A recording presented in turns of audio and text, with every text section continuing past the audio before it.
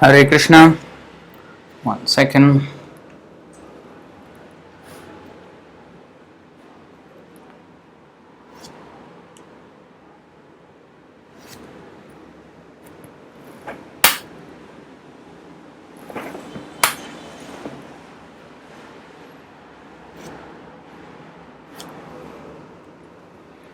Okay, you got to give me a second because I just need to set up this webcam, alright, because it's not um, ideal. Just give me a second here.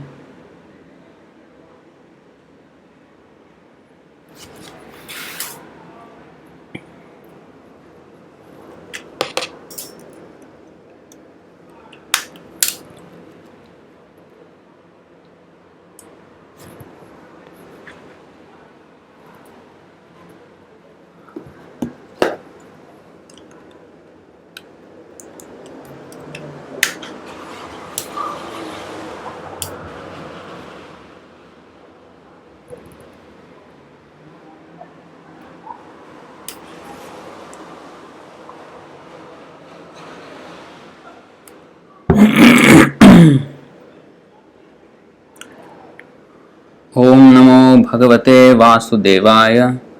ओम नमो भगवते वासुदेवाय। ओम नमो भगवते वासुदेवाय। ओम अज्ञानतिमिरान्धस्य ज्ञानाञ्जनशलाकया चक्षुरुन्मीलितं येन तस्मै श्रीगुरवे नमः। श्रीचैतन्यमनोभीष्टं स्थापितं येन भूतले स्वयं रूपः कदा मह्यं ददाति स्वपदान्तिकं। वन्देऽहं श्रीगुरो श्रीयुतपदकमलं श्रीगुरून् वैष्णवांश्च श्रीरूपं साग्रजातं सगणरघुनाथान्वितं तं सजीवं साद्वैतं सावधूतं परिजनसहितं कृष्णचैतन्यदेवं श्रीराधाकृष्णपादान् सहगणललिता श्रीविशाखान्वितांश्च। हे कृष्ण करुणा सिंधो दीनबंधो जगत्पते गोपेश गोपिका कांत राधा कांत नमोस्तुते। तप्त कांचन गौरांगी राधे वृंदावनेश्वरी वृषभानुसुते देवी प्रणमामि हरिप्रिये। वाञ्छाकल्पतरुभ्यश्च कृपा सिन्धुभ्य एव च पतितानां पावनेभ्यो वैष्णवेभ्यो नमो नमः। नमो ओं विष्णुपादाय कृष्णप्रेष्ठाय भूतले श्रीमते भक्तिवेदान्त स्वामिनिति नामिने। नमस्ते सारस्वती देवे गौरवाणी प्रचारिणे निर्विशेषशून्यवादी पाश्चात्यदेशतारिणे। जय श्री कृष्ण चैतन्य प्रभु नित्यानंद श्री अद्वैत गदाधर श्रीवासादि गौर भक्तवृंद। हरे Krishna Krishna Krishna Hare Hare Hare Ram Ram Ram Hare Hare. Sorry, there was a camera adjustment that has to be done that had to be done. So today's topic is Bhagavad Gita chapter 4 text 3. This is a very important verse. So just before we proceed, let's see if the live stream is all right. I think yeah. So I'm sorry for that little bit of problem with the camera there. All right. So we'll proceed on to the verse. Bhagavad Gita chapter 4 text 3. So we will chant the word to word, and please repeat after me. Saha eva ayam maya te adya yogah प्रोक्तः पुरातनः भक्तः असि मे सखा च इति रहस्यं हि एतत् उत्तमं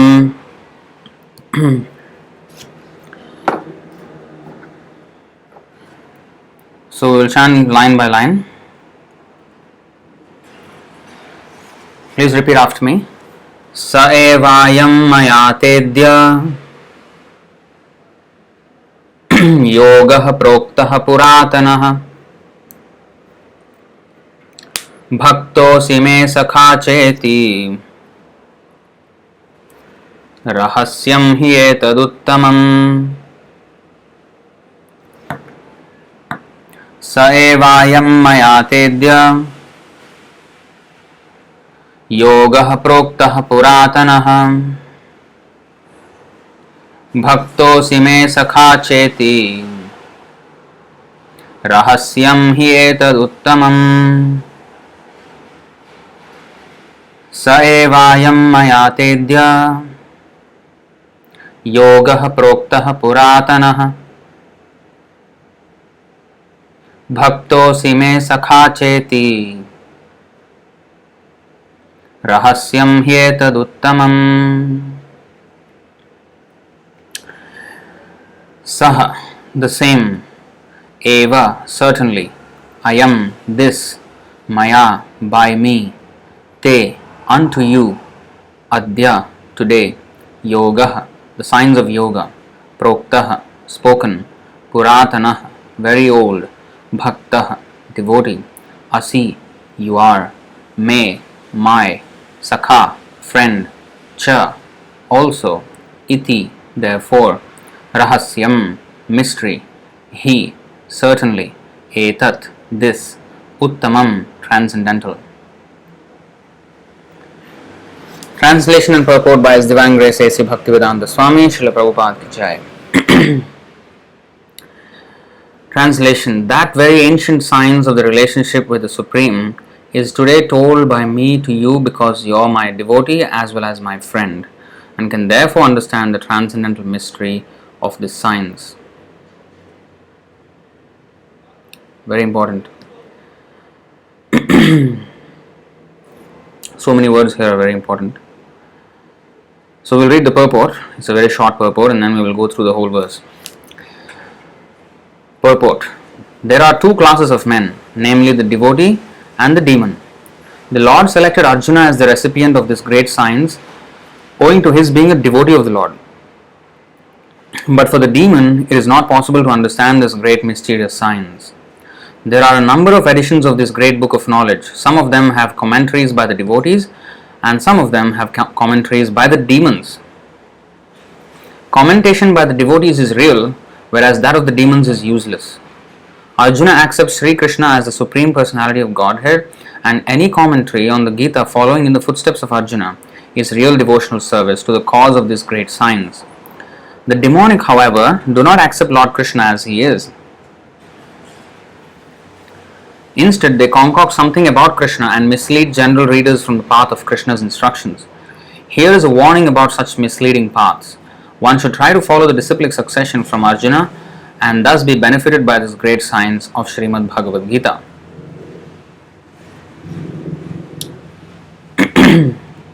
So if we go to this Sanskrit, Sa eva ayam maya te adya yoga proktah puratanaha. So yoga proktah puratana. Prokta means explaining, right? Prokta means spoken. So yoga proktah puratana. So Krishna is speaking or explaining the same science that was spoken puratanaha, that I spoke to Sun God, Krishna saying. So he's not inventing anything new. It's the same thing that has always been there. This is called Sanatan Dharma.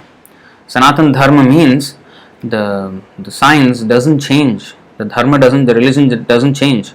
Some people say, oh, Bhagavad Gita is 5,000 years old, that was in Dwapar Yuga. Kali Yuga, we have to have a different version of Bhagavad Gita. No? No, the same thing will work. Nothing has to change. So Yoga Prokta Puratana. Unlike the materialistic scientists, they say one thing today and then 10 years later they will say another thing. So that cannot help. Because like the Darwin's theory of evolution, it was, once upon a time, he got a Nobel Prize for that, Charles Darwin. And then after that, it was debunked by the scientific community themselves. And some people still accept it though. Now, in that way, every time there is a theory and then some other theory comes and then ousts this theory. In this way, is going on and on. So they need to change so many things, But Sanatan Dharma means, Sanatan means eternal. It's always true. No matter what, it doesn't change. So with time, it doesn't change. If anything can change with time, that is not Sanatan. For example, the Mayavad philosophy, that is not Sanatan. There is nothing Sanatan about it. First of all, it is a misconceived religion. Of course, personally ordered by Lord Narayana to Lord Shiva, and Lord Shiva did it in the form of Shankaracharya. He explained the Vedas in a distorted way, and it was only a timely necessity, not an eternal religious principle. So that is not Sanatan Dharma. And also, the Sanatan nature of the soul is not understood in that philosophy, Mayavad philosophy, because they say that when you become liberated, then you have to become one with the Lord. So you end your individuality. Whereas, if you see in the 2.12 of Bhagavad Gita, Natvevaham jatu nasam natvam neme janadhipaha nachaiva na bhavishyamah sarve vayamatah param. Krishna is saying, never was there a time when I did not exist, nor you, nor all these kings, nor in the future shall any of us cease to be. So he is saying that we are all Sanatana. In the past we always have existed, now we are existing as separate individuals, and in the future we will continue to exist. And he used the first person, second person and third person here. That means the variety of persons. It's not that we all are one. We were one before, now we are as individuals, in the future we will become one. No. He said, when I did not exist, nor you, that means never was there a time when you did not exist and I did not exist. So I and you, this distinction also has existed since in time immemorial. And all these kings, which are in the third person, I is first person, you is second person, they are in the plural third person. So everybody, that includes not just these kings, but all souls put together. So every one of us will always stay. Nahanyate hanyamane sharire, and even at the so-called kaivalyam, the oneness, with the God, and we lose our individuality. That is complete nonsense, because it is nowhere supported in the Shastra at all. So of course, Shankaracharya did that to bewilder the atheists, especially the Buddhist followers who were in India, and his contribution was that he established the Vedas and he had driven out the Buddhism outside the borders of India. So the Vedas came back to the fore. But he preached a philosophy similar to the Buddhism. So therefore, that happened. So that is not a Sanatan Dharma. That is not an eternal religious principle. But the Vedas are eternal. They always existed and they will always exist. And at all times, nothing will change in them. So the Lord is Sanatan, His abode is Sanatan, we are Sanatan, and our transaction between us and the Lord, the devotional service, that is also Sanatan. So that devotional service, which will not be stopped at the time of death, it will just continue. That is Sanatan. Now, if I call myself a Hindu, for example, now that is a designation. That is not Sanatan. Or if I call myself a Muslim, Christian, or Buddhist, or atheist, these are all designations. And there's different religious, these are all designations. Because after I die, suppose next life I become a cat. Now am I a Hindu or a Muslim or a Christian or a Buddhist or what? So that identification that I am a Hindu or I am a this, I am an Indian, I am a woman, I am a man, all these identifications will be finished with the body. So they are not Sanatan Dharma. Sanatan Dharma means even if we are a dog or a bird or an insect, that relationship between us and the Lord is never cut off. That is Sanatan. That is always there, which will never be extinguished. No matter what our position is, no matter what we will be, in which form of life we take our birth, it doesn't matter. So that is Sanatan. So it is not stopped at any time. So that is Sanatan Dharma. Only thing is that whether we remember or forget it. That's it. The vast majority of the population in the material world, they have forgotten that, the Krishna's devotees. We have also forgotten. Only by Prabhupada's mercy have we come in contact with the Krishna consciousness again. Otherwise, we all forgot that we were Krishna's eternal servants. So that is forgetfulness, but the fact doesn't change. Whereas, if I call myself a Hindu, now if I die and take birth in a Muslim family, now I'm Muslim. So, or even in this life, if I from Hindu I become a Christian, then that is again, it's changed already. So I can change myself from this to that, this to that, this to that. But, so that is not eternal. So these designations are not eternal, but the underlying principle that we are always children of Krishna and we will never be anything other than parts and parcels of Krishna, that is eternal. So to cultivate that dharma, to go back to the devotional service of the Lord, that is Sanatana Dharma. If we go back to this verse here, so sa evayam maya tedya yoga proktah puratana, the same old, and he only mentioned the Vivasvan, the sun god. But that is not the only time again he spoke. That was just the last time he spoke. For us, the last time he spoke was 5,000 years ago.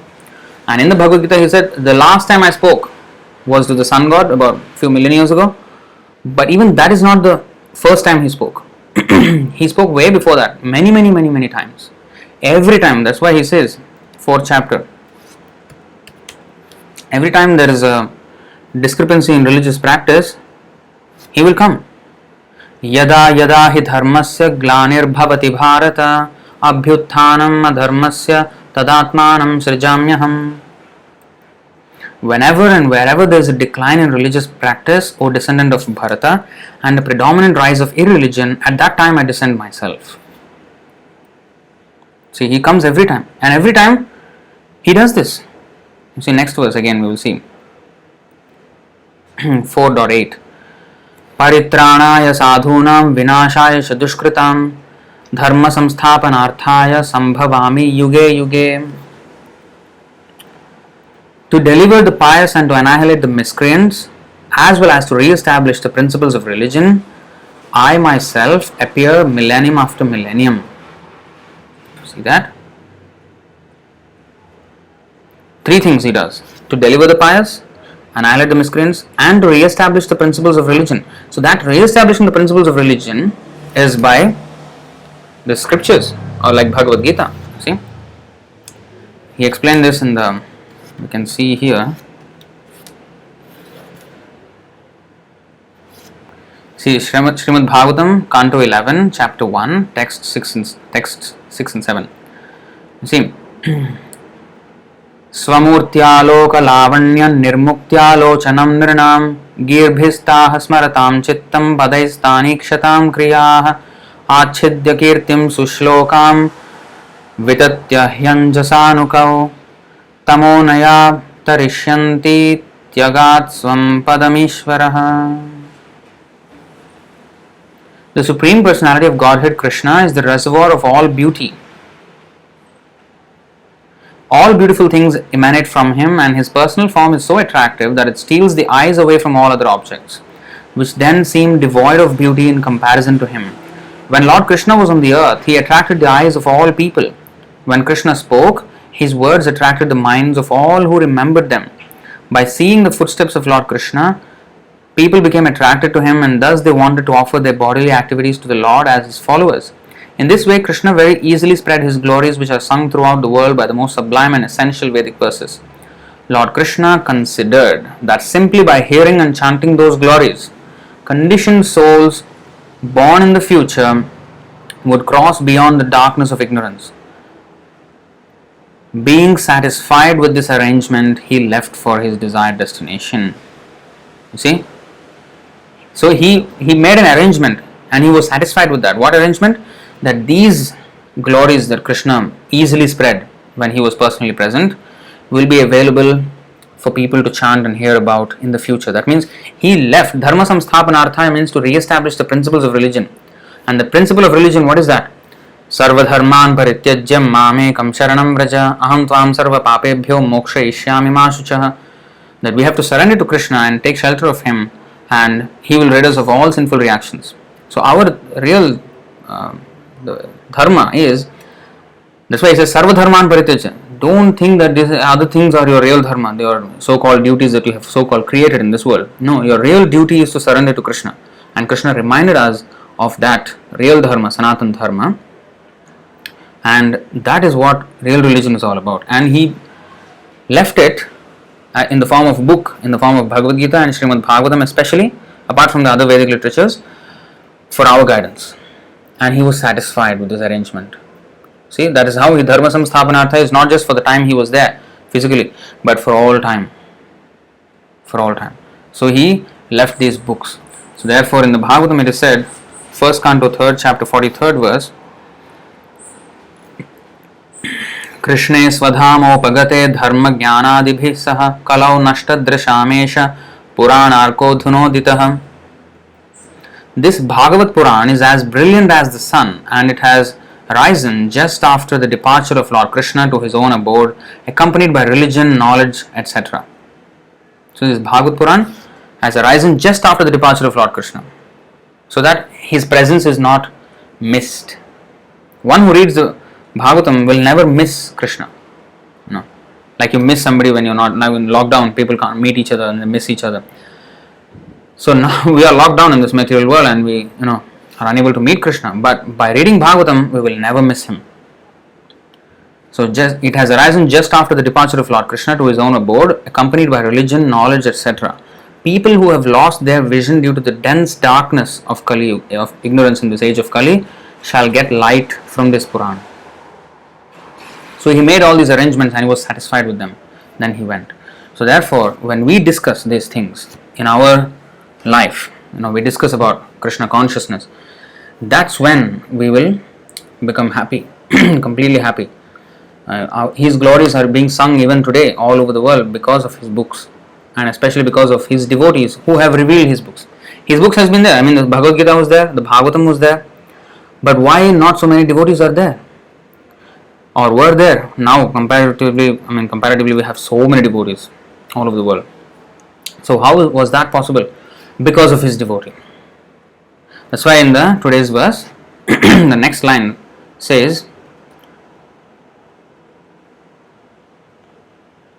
see, Bhakto sime sakha cheti rahasyam hetaduttamam. The secret of the signs that I spoke then, millions of years in the past, and now, Arjuna, the secret of this can be understood by you because you are my devotee and friend. Therefore, you can understand this. Otherwise, a non-devotee can never understand. That's why I'm explaining it to you. Why I chose you, Arjuna. You are not a brahmachari. You are not a sannyasi. You are not a brahmana. You are not a pandit. You are not a scholar. In what way are you qualified? Why did I choose you, Arjuna? Because bhakto se me sakha cheti. Because you are my devotee as well as my friend. See? Today told to you because you are my devotee as well as my friend and can therefore understand the transcendental mystery of this science. So we have to hear from a devotee like Arjuna. What kind of a devotee is Arjuna? We have discussed this yesterday. 10.14 of Bhagavad Gita. Sarvametadritam manye yanmam vadasi keshava nahi te bhagavan vyaktim vidurdeva nadanavaha. O Krishna, I totally accept as truth all that you have told me. Neither the demigods nor the demons, O Lord, can understand your personality. So I can never understand you. Not even the demigods can understand. Forget about the demons. Therefore, the only way I can understand you is I just accept whatever you say, and I will do whatever you ask of me. So that is what we should be. And that he said in the 18th chapter, we have seen that also yesterday. See 1873 here. Arjuna uvacha nashto moha smritirlabdha tvat prasadan mayachyuta sthitosmi gata sandeha karishye vachanam tava. Arjuna said, my dear Krishna, O infallible one, my illusion is now gone. I have regained my memory by your mercy. I am now firm and free from doubt, and I am prepared to act according to your instructions. So not only did he accept whatever Krishna said, but he also said that I will do whatever you say, Krishna. That's it. So a devotee like Arjuna, he can understand this rahasyam. Rahasyam hetaduttamam. So this is, so we have to listen from such a devotee, and Prabhupada is like that. He is coming in the authorized parampara. Evam parampara praptam imam rajarshayo viduhu. So that is what yesterday we have learnt. So in this parampara system, who is coming, authorized bona fide acharya, he is the bona fide acharya, and from him we have to listen. Then we will understand the whole science as it is, and we can benefit. And if also not just accepting, but also following all those instructions that are given therein, we have to follow. Then we can make uninterrupted progress in devotional service. Now, an important part in today's verse is that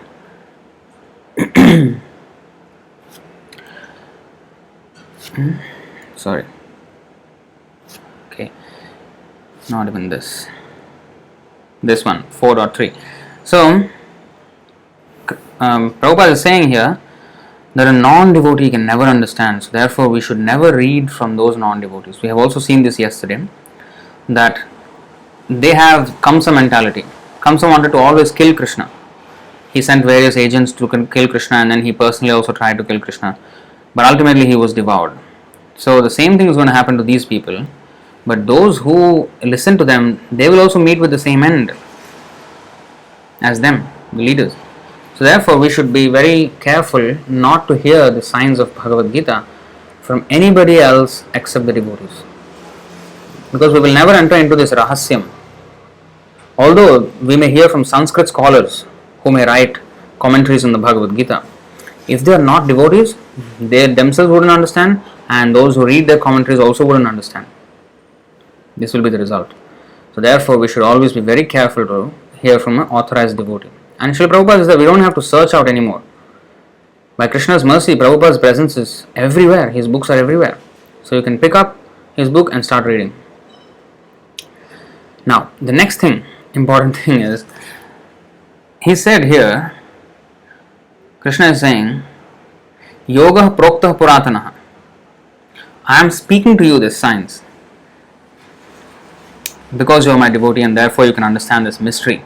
Now, even if Krishna does not speak, if Krishna wants to hide, a devotee is so powerful that he can, even then he can understand the secret. It doesn't require Krishna to even speak, because even without speaking, the devotee, Krishna can never hide from his devotee. I'll show you now a few verses from the Chaitanya Charitamrita where this is explained.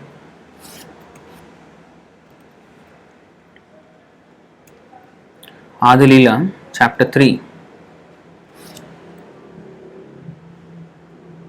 Actually, we will go to verse.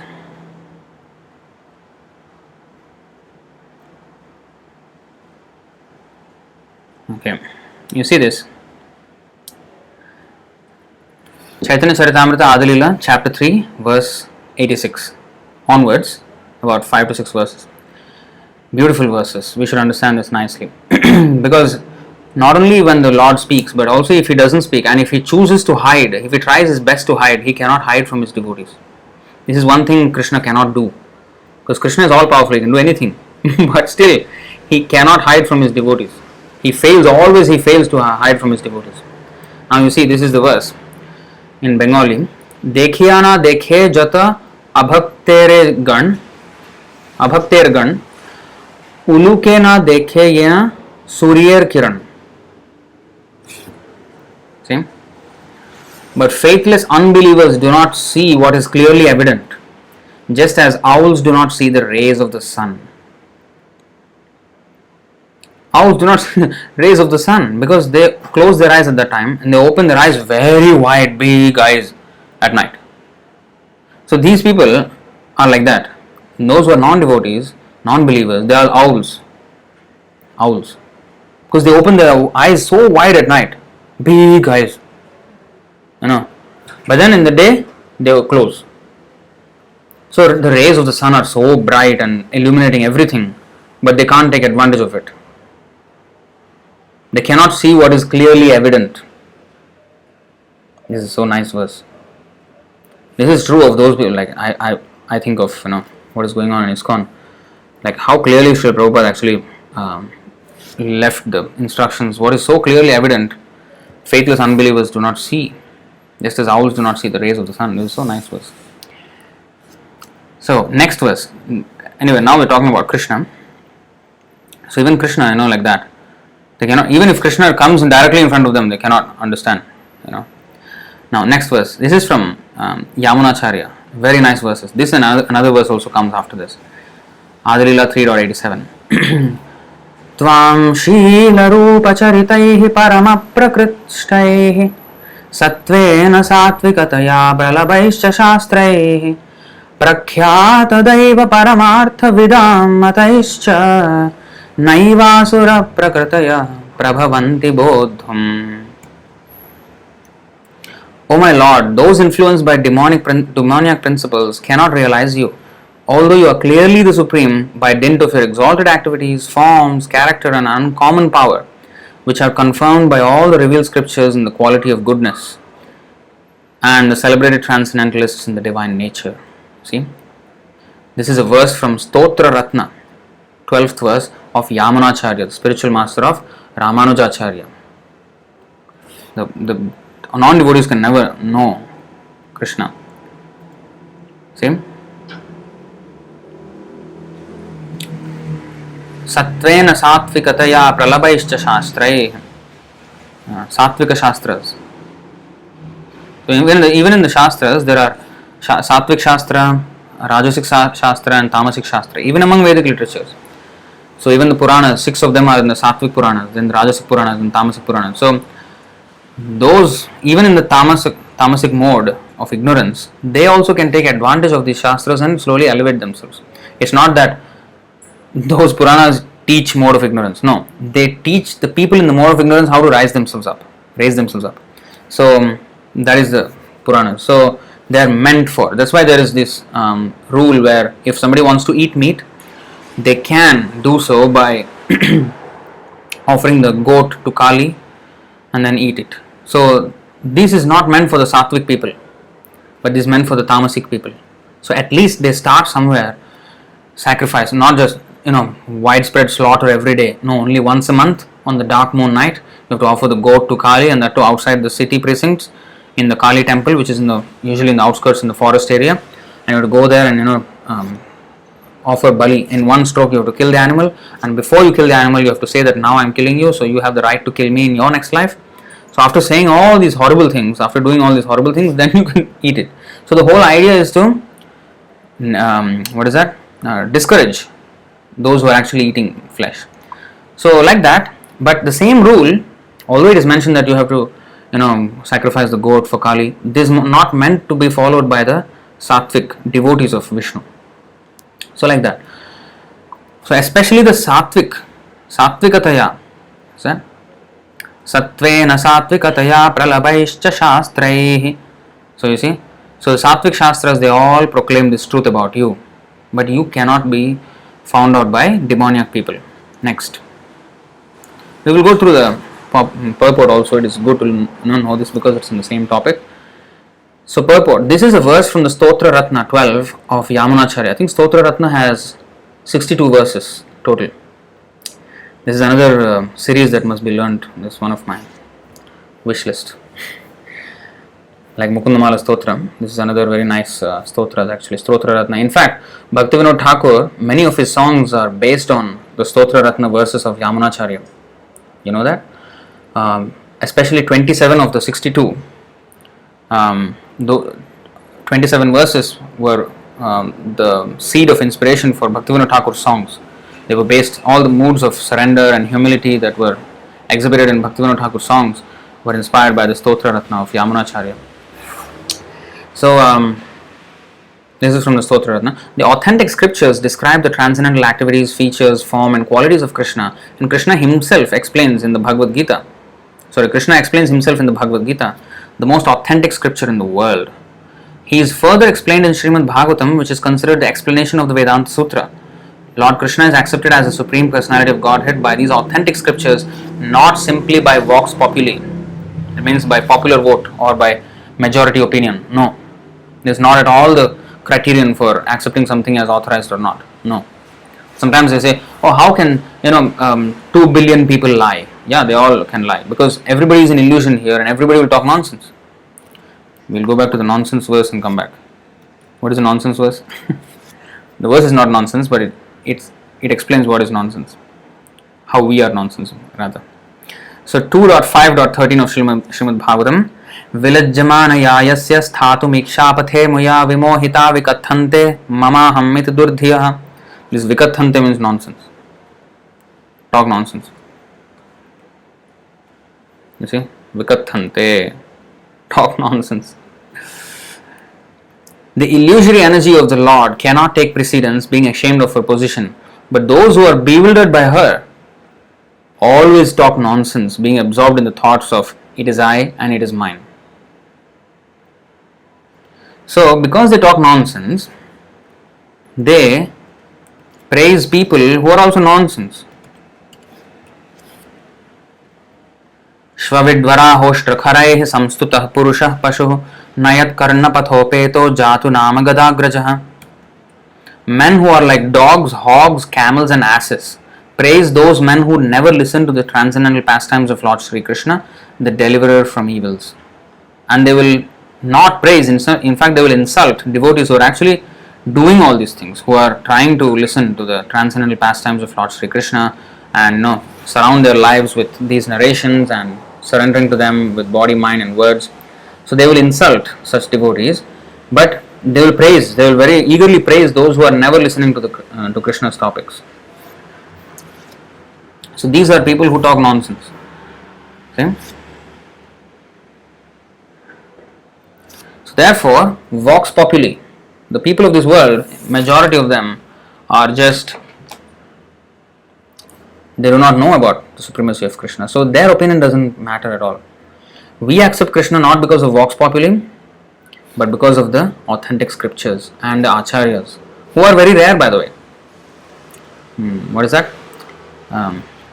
Muktanam api siddhanam narayana parayanah sudurlabha prashantatma kotishvapi mahamune. Even among Mahamunis, Muni is one thing, Muni is a philosopher, but even among Mahamunis, great philosophers, even among millions of such great philosophers, a devotee is very, very hard to find. You see this?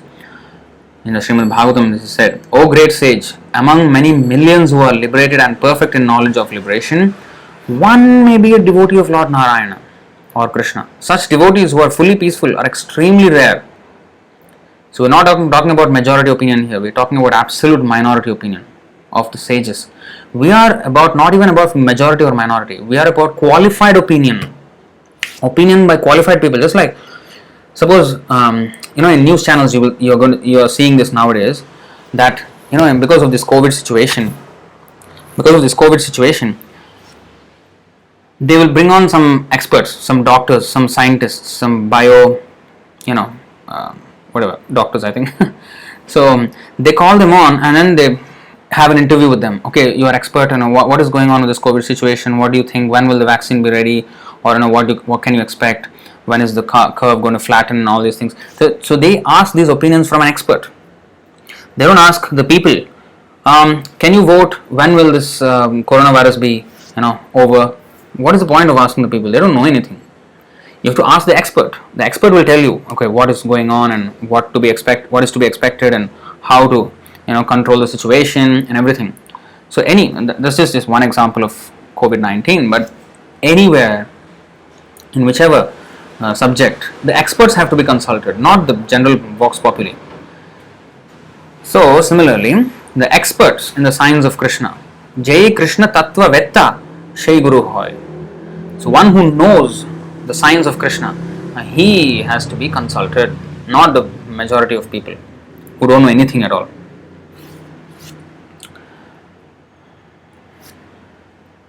In the modern age, a certain class of fools think that they can vote anyone into the position of God. as they can vote a man into the position of a political executive head. But the transcendental Supreme Personality of Godhead is perfectly described in the authentic scriptures. In the Bhagavad Gita, the Lord says that only fools deride him, thinking that anyone can speak like Krishna. See, let us explain. 9:11. It's a very easy verse to remember because the number is it's a number of fools, because 9/11, you know what happened in 2001, right? So this 9:11 verse, avajananti mam mudha manushim tanumashritam param bhavam ajananto mama bhuta maheshwaram.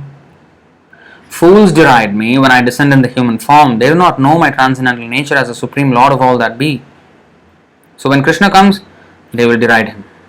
They will, so much criticism for him when he comes. Before we proceed further, I just want to check the status of the live stream, if everything is alright. Okay. I think it's alright. Okay. We'll go on with our session. So, fools deride me. So, going back to the explanation there, only the fools and rascals deride the Supreme Personality of Godhead, Lord Krishna. Such fools take it upon themselves to write commentaries on the Bhagavad Gita without an attitude of service to the Lord. Consequently, they cannot properly distinguish between the word bhajanti and the word worship. Worship, bhajanti means devotional service. It is more than just worship. Worship, you can worship anybody. Like, if a politician can give me some favors that I want, I will worship him, I will flatter him, I will do anything. That is also worship. So worship can be official, but devotional service, that is that is only reserved for the Supreme Personality of Godhead. The culmination of all kinds of yoga practices lies in Bhakti Yoga. All other yogas are but means to come to the point of Bhakti and Bhakti Yoga. Yoga actually means Bhakti Yoga. All other yogas are progressions toward the destination of Bhakti Yoga. Bhakti Yoga is the pure yoga. Every Karma Yoga, Jnana Yoga, this is all Karma Mishra Bhakti, Jnana Mishra Bhakti. You know that? Mishra means mixed. It's a mixture. It's a alloy. Alloy is a mixture of metals. So that's why Prabhupada always uses the phrase unalloyed devotion. Unalloyed means there is no contamination of karma or jnana in that. Whereas Karma Yoga means you're still stuck with the karma.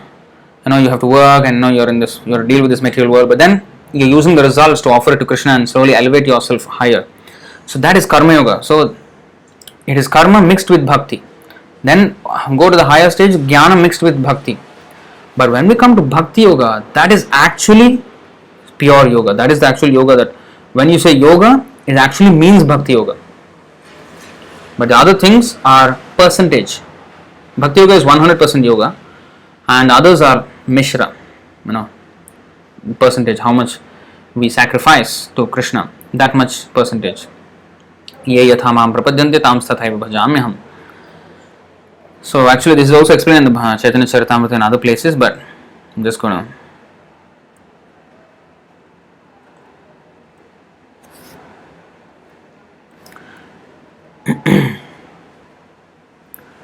So fools deride me. So when we go back here, but the transcendental Supreme Personality of Godhead is perfectly described in the authentic scriptures. In the Bhagavad Gita, the Lord says that only fools deride him, thinking that anyone can speak like Krishna. Even according to historical references, Krishna's activities are most uncommon.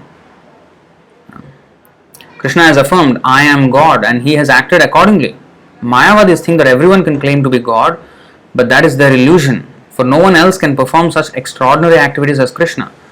When he was a child on the lap of his mother, he killed the demon Putana. Then he killed the demons Trinavarta, Vatsasura, Baka. When he was a little more grown up, he killed demons Aghasura and Vrishabhasura. That is Arishtasura. So therefore, God is God from the very beginning. The idea that someone can become God by meditation is ridiculous. By hard endeavor, one may realize his godly nature, but he will never become God. The asuras or demons who think that anyone can become God are condemned. The authentic scriptures are compiled by personalities like Vyasadeva, Narada, Asita and Parashara, who are not ordinary men. All the followers of Vedic way of life have accepted these famous personalities whose authentic scriptures conform to the Vedic literature. Nevertheless, the demoniac do not believe their statements and they purposely oppose the Supreme Personality of Godhead and His devotees. Today, it is fashionable for common men to write whimsical words as so called incarnations of God and be accepted as authentic by other common men. This demoniac mentality is condemned in the 7th chapter of Bhagavad Gita, wherein it is said that those who are miscreants and the lowest of mankind, who are fools and asses, cannot accept the Supreme Personality of Godhead because of their demoniac nature. They are compared to ulukas or owls who cannot open their eyes in the sunlight. Because they cannot bear the sunlight, they hide themselves from it and never see it. They cannot believe that there is such illumination. Perfect example, uluka. Next verse. These few verses are nectar actually. आपना लुकायते कृष्ण नाना जत्न करे तथापि ताहार भक्त जानाये ताहारे. Lord Sri Krishna tries to hide himself in various ways, but nevertheless his pure devotees know him as he is. See, today's verse, why I am showing you this? Because today's verse Krishna said, because you are my devotee, I am explaining this to you so that you can understand. But even if he doesn't explain, even if he tries to hide, the devotee will understand. Because by the strength of his devotion, the Lord cannot hide from him. Now, next, this is the next verse from the Stotra Ratna, 13th verse. उल्लंघित त्रिविध सीम समातिशायी संभावनं तव परिव्रढिम स्वभावं माया बलेन भवतापि निगुह्यमानं पश्यन्ति केचिदनिशं त्वदनन्य भावाः. This is so beautiful.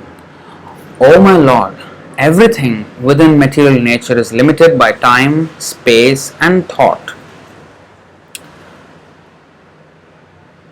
Your characteristics, however, being unequaled and unsurpassed, are always transcendental to such limitations. You sometimes cover such characteristics by your own energy, but nevertheless your unalloyed devotees are always able to see you under all circumstances. Even if he wears a costume, even if he tries to hide himself in so many ways. In other words, the Lord cannot play hide and seek with his devotees. Or rather, he cannot hide from his devotees because the devotees will always seek him out. So, this verse is also quoted from the Stotra Ratna 13 of Yamunacharya. Everything covered by the influence of Maya is within the limited boundaries of space, time and thought. What is that? Theory of Relativity by Albert Einstein. That is concerning space and time. But he missed out one more very big thing called thought, because he considered things moving at the speed of light and how it warps the movement of time. But then he forgot the mind, which is even more subtle and powerful than the speed of light, because the mind is so fast that the speed of light cannot actually catch up with that. So everything in this world is within space, is within time and within thought. That means there is nothing beyond this thing in this material world. So, I mean, that's what we can conceive, space, time and thought. But what is, you see, your characteristics, however, being unequal and unsurpassed, are always transcendental to such limitations. Therefore, the Lord is called Adhokshaja. He cannot be suppressed or captured by our limited space, time and thought, or our senses. But for the Lord, for the devotee, Premanjana Churita Bhakti Vilochanena Santa Sadaiva Hridayeshu Vilokayanti Yam Shama Sundaram Achintya Gunaswarupam Govindamadi Purusham Tamaham Bhajami. 5.38 of Brahma Samhita. I worship Govinda, the primeval Lord, who is Shyamsundar Krishna himself, with inconceivable, innumerable attributes, whom the pure devotees see in their heart of hearts with the eye of devotion tinged with the salve of love. Because of their love, the Lord is always manifest to them. Whereas for the non-devotees, even if the Lord personally comes before them, the Lord is covered for them, because they are like owls. Uluka, they are ulukas, they are owls. When the sun comes, they cannot bear the sun. the non-devotees, against, they just cannot bear anything about the Lord. You talk about the Lord, they get upset. They get angry about it. Because they're owls. When the sun is there, they want to close their eyes. When there is full darkness, that is when their eyes will open, and that's what they think is reality, this darkness. So they have very much a lot of faith in this material civilization, but they have no faith in Krishna. These are owls.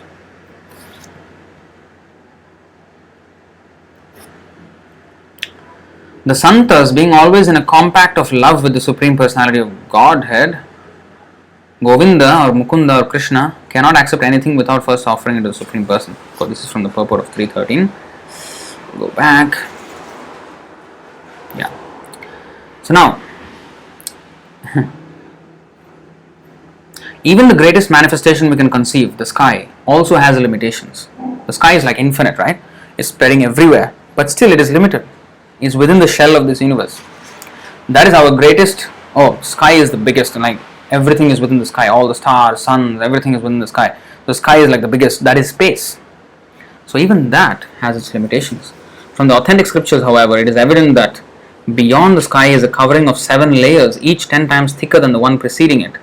The covering layers are vast, but with or without coverings, space is limited. Our power to think about space and time is also limited. Time is eternal. We may imagine billions and trillions of years, but that will still be an inadequate estimate of the extent of time. Our imperfect senses, therefore, cannot think of the greatness of the Supreme Personality of Godhead, nor can we bring Him within the limitations of time or our thinking power. His position is accordingly described by the word Ullanghita. He is transcendental to space, time and thought. Although He appears within them, He exists transcendentally. Even when the Lord's transcendental existence is disguised by space, time and thought, however, pure devotees of the Supreme Lord can see Him and His personal features beyond space, time and thought. You see how pure devotees see Him. They see Him beyond. They see Him in His personal features beyond space, time and thought. That means they're not just thinking of Him and they're actually seeing Him. No. In other words, even though the Lord is not visible to the eyes of ordinary men, those who are beyond the covering layers because of their transcendental devotional service can still see Him. The sun may appear covered by a cloud, but actually it is the eyes of the tiny people below the cloud that are covered, not the sun. So they have given this example. When the sun is covered by clouds, actually the sun is never covered by clouds, but it covers our eyes, because although the clouds may be extending the entire sky according to our vision, they are actually only covering a small portion of the earth and our vision. The sun, which is far away from the earth and it's so much more bigger than the earth, is not even possible to be covered by the entire earth. When the entire earth goes near the sun, it disappears. It is so small compared to the sun. Millions of earths put together will is the size of the sun. So how is it possible that a cloud which is smaller, much smaller than the earth, cover the entire sun? It will never. But it covers our vision of the sun. Like for example, when the sun is shining, if we put our hand and if I block the rays of the sun, I cannot see the sun. I covered the sun with my hand, but did I? No, I covered my eyes from seeing the sun. Like the owl eyelids cover the eyes of the owl. It did not cover the sun, covered its own eyes. So like that, Maya is just covering our vision, but the Lord is never covered by Maya. So the devotees always see the Lord beyond the covering. Beyond the covering. Like when you are in the aeroplane, when you are above the clouds, you will always see the sun. You will never, no clouds actually will stop you from seeing the sun. In the lower altitudes, yes. Lower altitudes, there are still clouds. But when you reach such a high altitude of like 10 kilometers above the ground, there are almost no clouds there. And there you can see the sun all the time. Whether the people on the ground see the sun or not, you will be able to see the sun. So similarly, a devotee's consciousness which is so exalted, he can always see the Lord beyond the coverings of space, time and thought. The sun may appear covered by a cloud, but actually it is the eyes of the tiny people below the cloud that are covered, not the sun. If those tiny people rose above the cloud in an airplane, they could then see the sunshine and the sun without impediment. Similarly, although the covering of Maya is very strong, Lord Krishna says in the Bhagavad Gita, Devi hyesha gunamayi mama maya duratyaya mame vaye prapadyante maya me tam tarantite. This divine energy of mind, consisting of the three modes of material nature, is difficult to overcome. But those who have surrendered unto me can easily cross beyond it. To surpass the influence of the illusory energy is very difficult, but those who are determined to catch hold of the lotus feet of the Lord are freed from the clutches of Maya. Therefore, pure devotees can understand the Supreme Personality of Godhead. Bhaktosame sakacheti rahasyam hi etad uttamam. But demons, because of their miscreant behavior, cannot understand the Lord, in spite of seeing the many revealed scriptures and the uncommon activities of the Lord. Nothing will convince them of the Lord. Asura svabhave Krishne kabhu nahi jane lukaite nare Krishna bhakta jana sthane. You see? Those whose nature is demoniac cannot know Krishna at any time, but he cannot hide himself from his pure devotees. Even if Krishna shows himself in front of the demoniac, they cannot know him at any time. But even if he wants to hide himself from his devotees, he cannot hide himself from his pure devotees. So people who develop the nature of asuras like Ravana and Hiranyakashipu can never know Krishna, the personality of Godhead, by challenging the authority of Godhead. But Sri Krishna cannot hide himself from his pure devotees. So that's why we have to hear from such pure devotees, because the method left by them, Krishna will accept and he will accept us. So we saw this many times. 10.2.31 of Srimad Bhagavatam.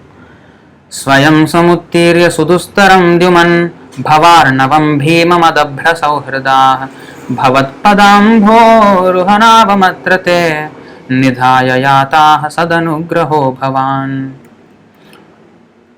O Lord, who resemble the shining sun, you are always ready to fulfill the desire of your devotee, and therefore you are known as the desire tree, Vanchakalpataru.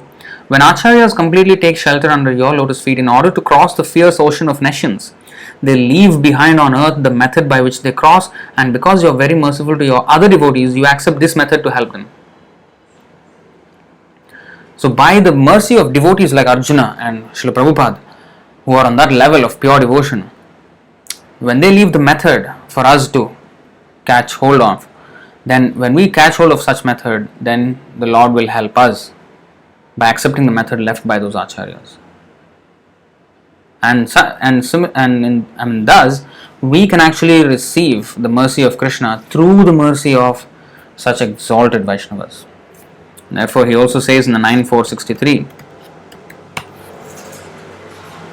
Shri Bhagavan Vacha Aham Bhakta Paradhino Hi Asvatantra Ivadvija Sadhu Bhirgrasta Hridayo Bhaktair Bhakta Jana Priyaha. See? The Supreme Personality of Godhead said to the Brahmana, I am completely under the control of my devotees.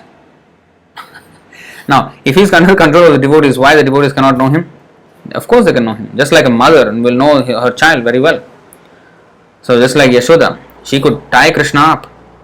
So just like that, the child is always under the control of the mother. So the mother knows the nature of the child very well. Although other people may say, oh, he's a good boy, he's a good boy. She knows how much naughtiness he has and how naughty he is. So they cannot hide. She knows everything about the child, the good, the bad, the ugly, everything. So of course Krishna doesn't have any bad or ugly, but his seeming stealing and all this, seemingly bad things, bad habits, but are actually greatest blessings when he does those things. So that's another subject. But the devotees, he's saying, I am completely under the control of my devotees, and that means they completely know Krishna. Even if he doesn't, a child does not need to explain himself to the mother. The mother understands the child.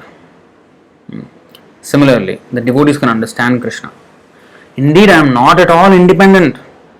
Because my devotees are completely devoid of material desires, I sit only within the cause of their hearts. What to speak of my devotee? Even those who are devotees of my devotee are very dear to me. This is how we become dear to Krishna, by serving a devotee who is dear to Krishna. Then we become dear to Krishna. If you want to directly serve Krishna, in competition with the other devotees, my service is better, and then Krishna will never accept. That's what he says in the I think 11.28 of Madhya Lila. Yeah. This is from the Adi Puran, quoted in the Chaitanya Charitamrita Madhya Lila 11.28. Ye me bhakta janah partha na me bhakta sate janah mad bhakta nam cha ye bhaktas te me bhakta tamamatah. Lord Krishna told Arjuna, those who are my direct devotees are actually not my devotees, but those who are the devotees of my servant are factually my devotees. So indeed that is the only way we can actually go to Krishna. We cannot go to Krishna otherwise. Like we have shown the other example the other day.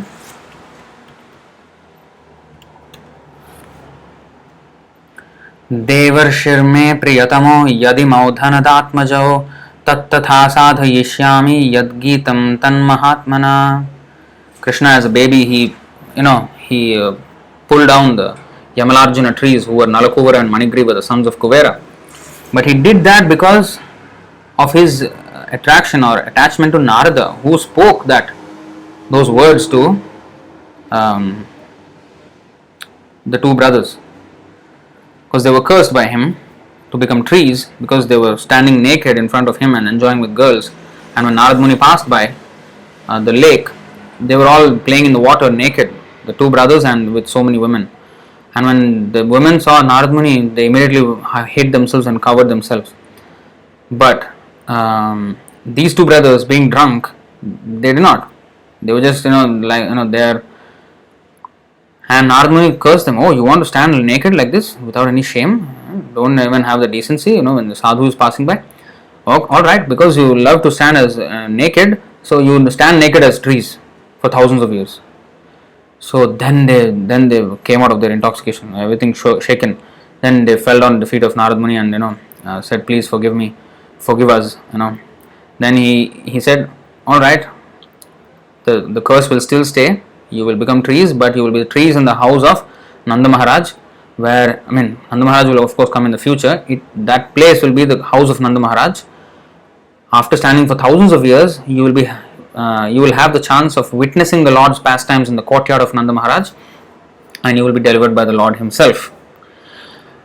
And Krishna is thinking of those words of Narada many thousands of years back when he spoke that. So just about to, fell those trees, and he thought of this. Although these two young men are the sons of the very rich Kuvera, and I have nothing to do with them, Devarshi Narada is my very dear and affectionate devotee, and therefore because he wanted me to come face to face with them, I must do so for their deliverance. So this is how Krishna saves us, through the mercy of his devotees. So that's why we have to become a devotee in order to understand Bhagavad Gita. We have to, and we can only become devotee if we take shelter of another devotee who has taken shelter of Krishna. Even though we may be a very big sinner, if we take a shelter of devotee or who has taken shelter of Krishna exclusively, then we will become purified as well. That is explained in this verse 2.4.18.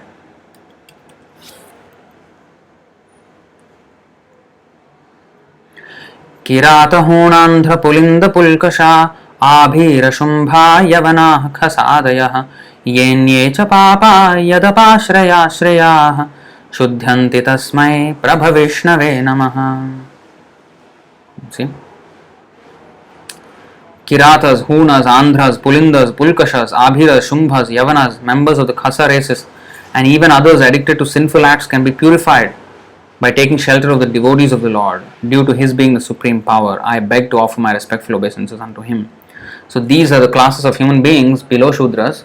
Their culture is very low and they are not to the standard of human civilization yet, Vedic civilization. So even though how much ever they may be a sinner, but if they take shelter of devotees, yadapashraya, if you see the Sanskrit, yenye cha papa yadapashraya. So if they take ashraya of a person who has taken ashraya of Krishna, shuddhanti tasmai, he will become purified. So therefore we have to hear from such devotees. So that is the topic for today's class. So we will end it here. Any questions or comments? We will try to take them now.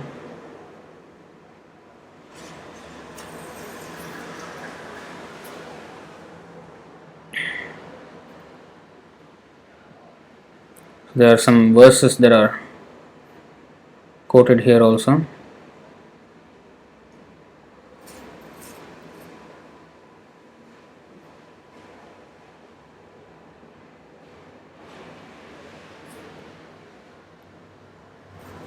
Very kind comment by Ajamil Prabhu. He's saying, let's put the comment here. He says, very nice, when you explain a class, it is very easy to understand, and anyone is listening, it is very easy to understand. You put the message out very nice and easy to understand. All the best, and Krishna will continue to bless you to carry out his mission. My respectful obeisances to you. It's not me, it's just Prabhupada's mercy and your eagerness. That's how we are able to speak, Otherwise, what we will speak if there is no audience, right? Alright, so first question by Bhakta Virendra.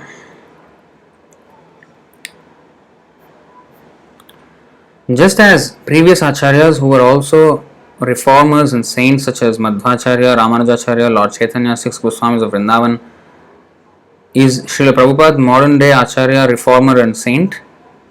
Of course. Are you even asking this question? Of course. He has fulfilled their mission. In fact, they wrote so many books, and they excavated the holy places of pilgrimage, the 6 Goswamis especially. They did all these things and they laid the foundations, and Prabhupada went out all over the world and spread the message of those books and brought them all to that holy places which were excavated by the 6 Goswamis and instilled the faith in thousands and thousands of devotees of Krishna. So yeah, of course, it's the whole thing is the mission in the making now over the how many years. Next question by Vishnu Teja Prabhu from America. Prabhu, was there a time when there was only the spiritual world? Yeah. There is always that time because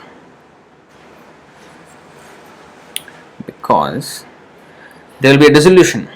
every time when Lord Mahavishnu inhales, all the universes come into him and everything is destroyed. At that time, only the spiritual world is remaining. That's exactly what he says here.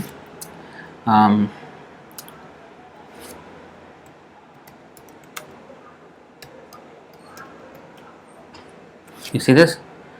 2.933 of Srimad Bhagavatam. This is actually part of the Chaturshloki Bhagavatam, which is the Bhagavatam condensed in 4 verses. So he says, Aham eva samevagre nanyadyat sadasad param paschadaham yadetaccha yova shishyeta sosmyaham. Brahma, he's actually speaking to Lord Brahma. Brahma, it is I, the personality of Godhead, who was existing before the creation when there was nothing but myself. Nor was there the material nature, the cause of this creation. That which you see now is also I, the personality of Godhead, and after annihilation what remains will also be I, the personality of Godhead. And when he says I, he is not just alone. As Mahavishnu, yes, he is alone in this material world and in the Karana ocean. But then his spiritual world is always existing. That's what he said in the Bhagavad Gita, right? 8.20. When he says I, he's not alone. He's with full opulences. Name, form, pastimes, entourage, paraphernalia, everything. So here in 8.20, Parastasmat tu bhavonyo vyakto vyaktat sanatanaha yah sa sarveshu bhuteshu nashyatsu na vinashyati. Yet there is another unmanifest nature which is eternal and is transcendental to this manifested and unmanifested matter. It is supreme and is never annihilated. When all in this world is annihilated, that part remains as it is. So, the spiritual world, which is the unmanifest nature, exists beyond the manifested and unmanifested matter. So, manifested matter is when the creation is there, and when creation is bhutva praliyate, and repeatedly there is creation and destruction in the universe. The universe is created and then it is destroyed, again they are created, again they are destroyed, like that, as he exhales and inhales. So when everything is withdrawn, that's when the spiritual world and the Lord, they remain.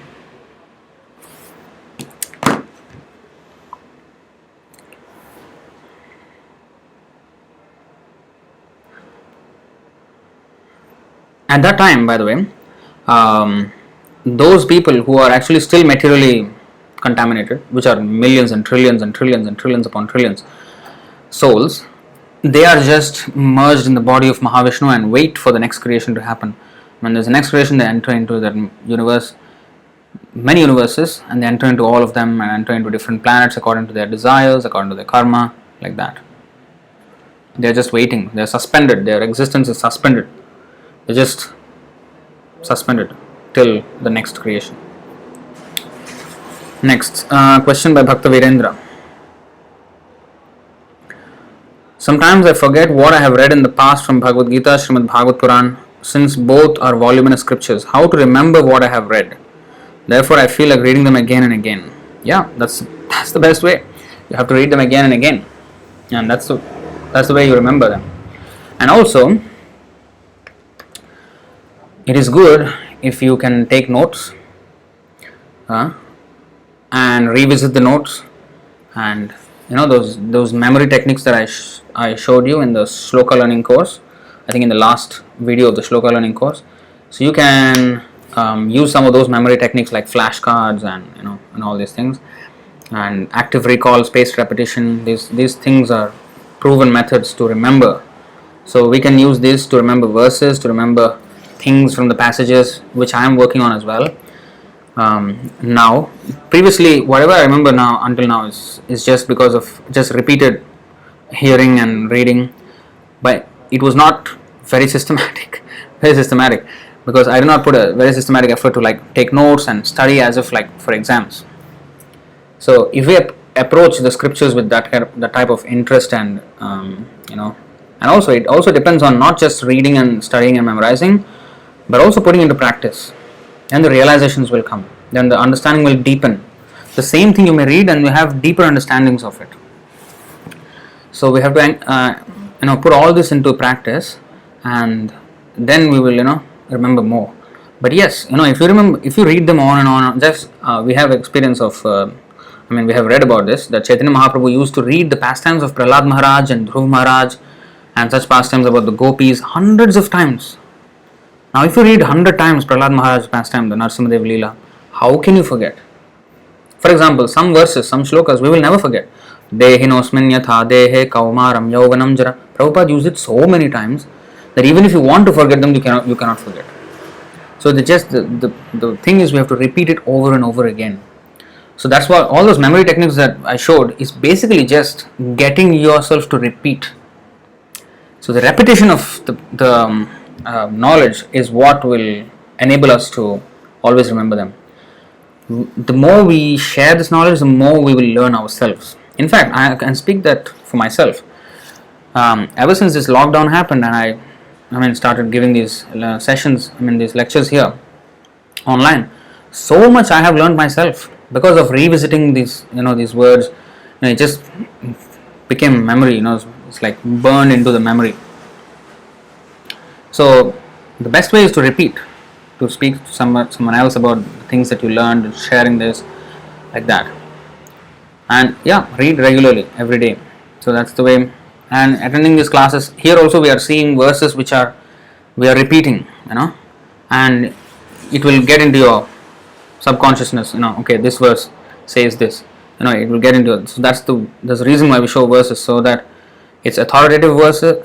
Words of the Lord or the pure devotees, and then there's no speculation, and you can also remember them by seeing them. Next question by Bhaktin Puja. Is sacrifice or Balidan practice right?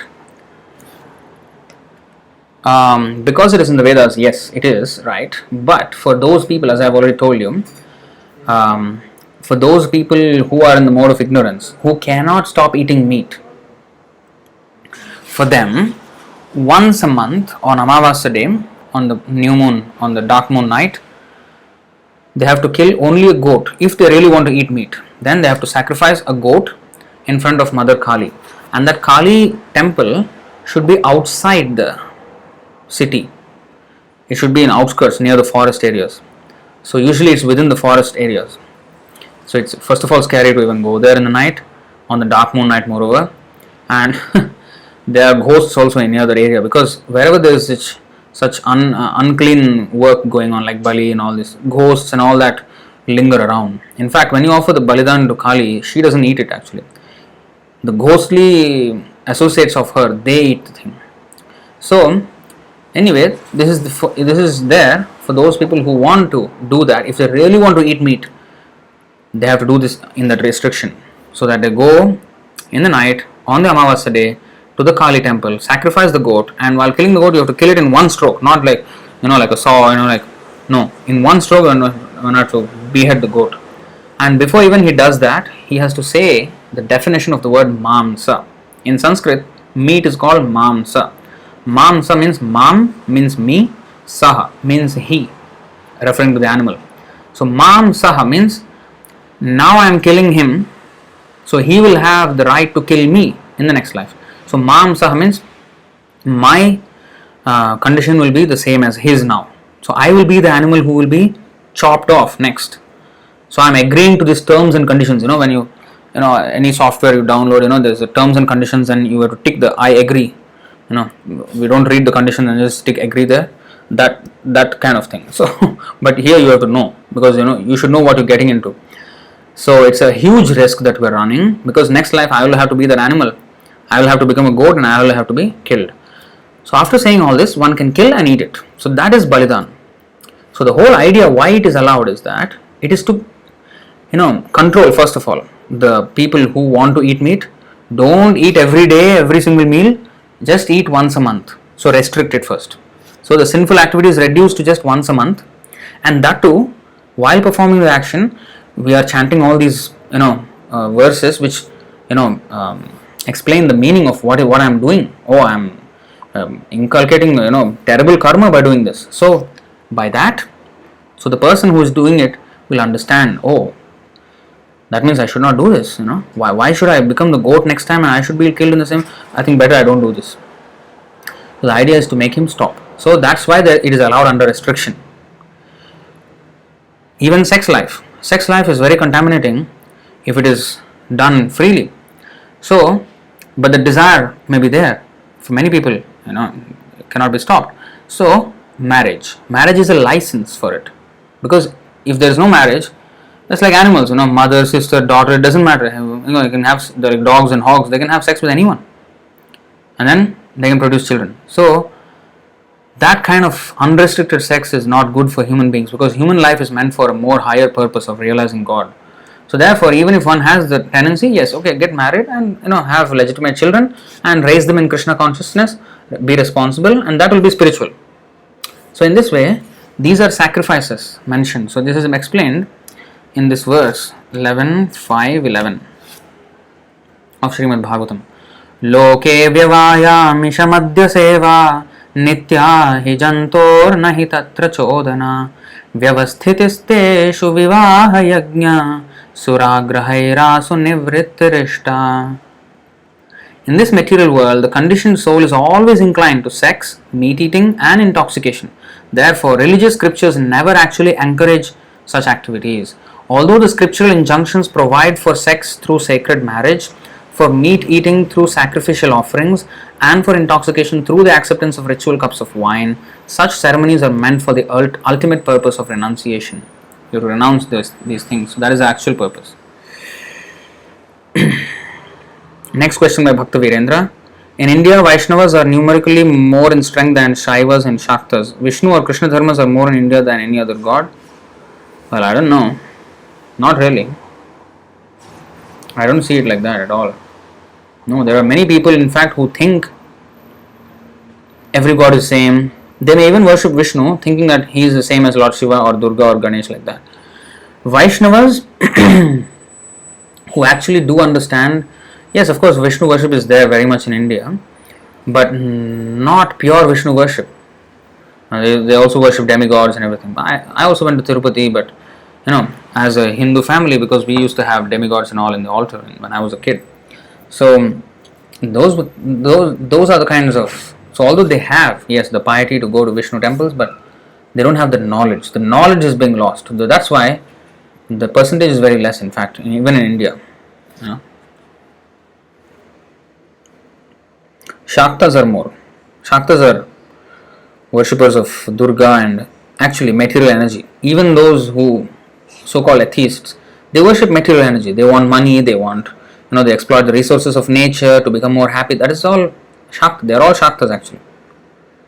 The materialists.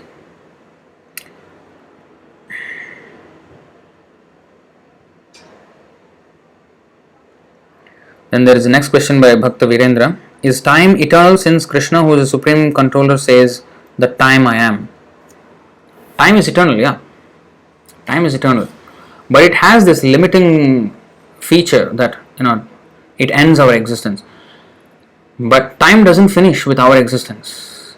We are allotted a small portion of that eternal time in this body. But that soul is always eternal and it is not limited by time at all. Our body is limited by time. So because therefore time appears to be moving us. It moves us. It pushes us. Because it pushes us towards death actually. But in the spiritual world, the time does not have any control. Absolutely no control. Because the time there doesn't have the same feature of pushing feature, the powerful feature that it has here. There, Krishna has here also Krishna has complete control over time, but there, not even a second passes there. It's always present tense in the spiritual world. In fact, in other words, the time moves according to their will. Krishna's will and according to devotees' will, they can change the movement of time. Like for example, Krishna had this Ras Leela dance with the gopis for one night in this world. So it only happened one night. But in that one night, he compressed one night of Brahma, which is 4.32 billion with a B years. 4.32 billion years were compressed into one human night on this earth. So the space, time and thought, as we have seen in that verse from Stotra Ratna by Yamunacharya, that space, time and thought is not confining Krishna at all. Time, for example, in one night of human night, which is just like maybe how many, 6-8 hours maximum, he compressed one night of Brahma into that. They danced, Krishna and the gopis danced for one night of Brahma. That long, 4.32 billion years they danced. But after the dance was over, they were like, what? Over? Finished? That's all? So, when you're happy, time passes so quickly. When you're sad or when you're in melancholy, then time doesn't seem to pass. But actually time passes in the same magnitude, in the same thing, but happiness. So the gopis were so happy that one night of Brahma passed, and forget about being tired or not. They're not even tired, and they said, what, over? What? That's it? So how he compressed? Therefore he's beyond the limitations of time. So he can do anything, even space, for example. How big is the Mathura district, the Vrindavan? It's limited, right? But in that, Krishna was tending cows which were unlimited numbers. I'll show you. I think Madhya Leela 21st chapter, I think, wait. You see here. Eka Gop. This is Chaitanya Charitamrita Madhya Leela 21st chapter verse 20. Maybe we can go even further. You see? You see this?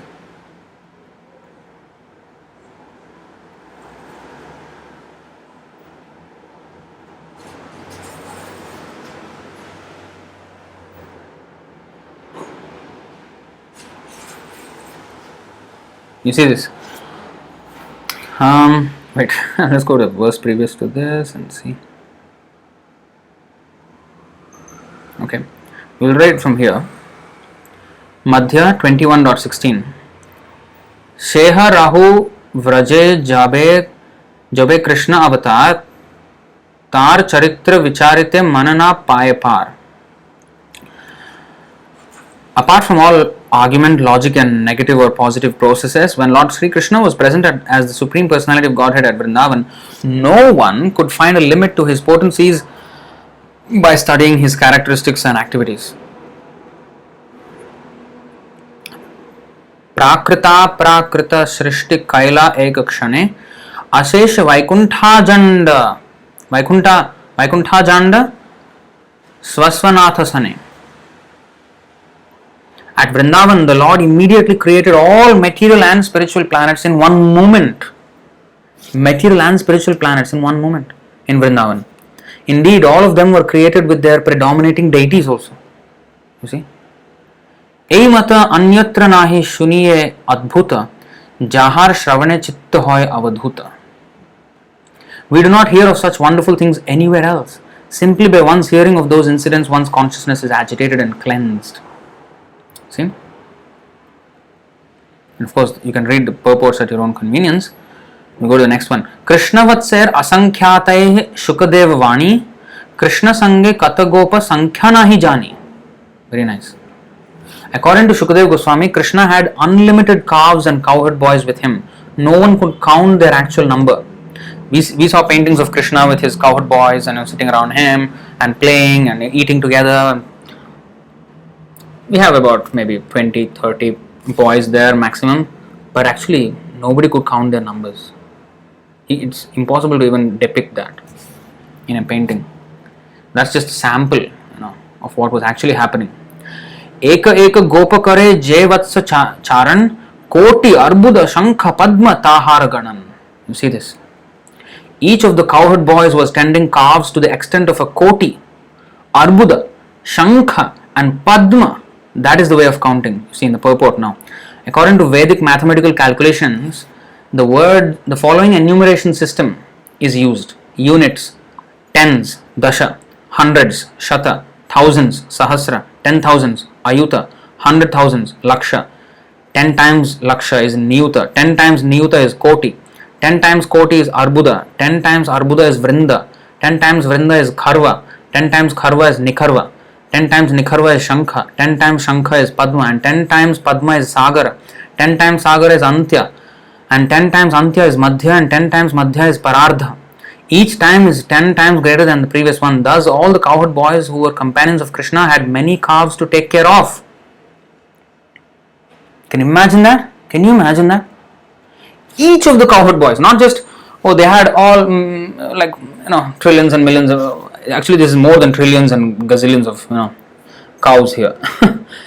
Each of the cowherd boys, there are first of all unlimited number of cowherd boys, and each of the cowherd boys was tending calves to the extent of a koti, arbuda, shankha and padma. That is the way of counting. Space, time and thought, we're talking about how unlimited Krishna is and how he fit that all in the Mathura district. These cows won't be, even the whole earth is not enough to fix, Now sometimes that's why people don't have faith. How is it possible? Come on, this is this is just what mythology. No, Krishna can do that. We don't have faith. When that Brahman heard that Krishna was, the Lord Vishnu was putting an elephant through the eye of a needle, he was laughing. What is this? Come on. This is complete rubbish you're talking. Who can put an elephant through an eye of a needle? It's not even logical. What are you talking, Narada? He said like that. But when the cobbler heard it, oh wow, how great is the Lord? He put the elephant through the eye of the needle.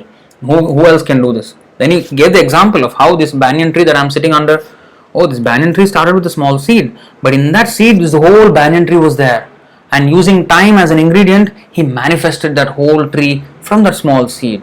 And this tree has millions of seeds, and each of those seeds has potency for another tree, which has again millions of seeds, which has again potency for millions and millions of trees like that. From one seed, he is producing millions and millions of trees. So if he can put millions of trees through this one small seed, why can't he put an elephant through an eye of a needle? So he gave even the logic of it.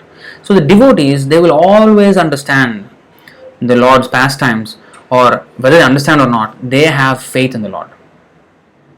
That is the real thing. But these people, atheists, they will never have faith. No matter what Krishna does, what he says, they will never have faith. You see now. Vetra Venu Dala Shringa Vastra Alankar Gopaganir Jatatar Nahile Khapar. All the cowherd boys had unlimited calves. Not just Koti. Koti is a limited number, a crore, 1 crore, which is like 10 million. No, Asankhya. Nobody could count each of the cowherd boys' calves, and there are unlimited cowherd boys. How to count? Similarly, their canes, flutes, lotus flowers, horns, garments, and ornaments were all unlimited. They cannot be limited by writing about them. This is the glory of Krishna. When they were all playing, all the cowherd boys, they were playing with Krishna. You just imagine unlimited people playing. How blissful that is. That is spiritual world. And with unlimited cows and playing, and sometimes there's demons coming, and then Krishna is killing the demons, and then everybody is praising Krishna, and then suddenly they will have again a fight, mock fight, and then somebody will defeat Krishna. It's just like full of bliss. सबे होइला चतुर्भुज वैकुंठेर पति पृथक पृथक ब्रह्मांडेर ब्रह्मा करे स्तुति. The cowherd boys then became 400 Narayanas. Actually, this is when the Brahma Vimohan Leela was going on. Predominating deities of Vaikuntha planets, all the separate Brahmas from different universes began to offer their prayers unto the Lords. See that? So, can't even imagine the extent of. That's why when we say he's not limited, ullangita, we'll see that verse again. Now we will really try to, appreciate that verse, because this one, 389 of Stotra Ratna, 13th verse. उल्लंघित त्रिविध सीम समातिशायी संभावनम तव परिव्रढिम संभव स्वभावम माया बलेन भवतापि निगुह्यमानं पश्यन्ति केचित् अनिशं त्वदनन्य भावा. O Lord, everything within this material nature is limited by time, space and thought. Your characteristics, however, being unequal and unsurpassed, are always transcendental to such limitations. You sometimes cover such characteristics by your own energy, but nevertheless your unalloyed devotees are always able to see you under all circumstances. This is Krishna. Next, we have a quote from Madhya Leela 2.29. Of what use are the eyes of one who does not see the face of Krishna? 2.29 Madhya Leela.